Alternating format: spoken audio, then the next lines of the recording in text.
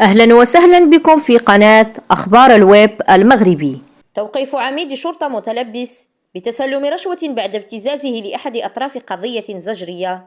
وقبل الخوض في التفاصيل لا تنسوا الاشتراك في القناة وتفعيلكم زر الجرس يصلكم كل جديد. أعلنت الفرقة الجهوية للشرطة القضائية بمدينة مراكش عن فتح تحقيق قضائي تحت إشراف النيابة العامة المختصة يوم الجمعة 21 فبراير الجاري للتحقيق في الأفعال المنسوبة لعميد الشرطة يعمل في المفوضية الجهوية للشرطة بمدينة أيت ملول، ويواجه المسؤول الأمني اتهامات بالابتزاز وطلب رشوة مالية من أحد أطراف قضية زجرية.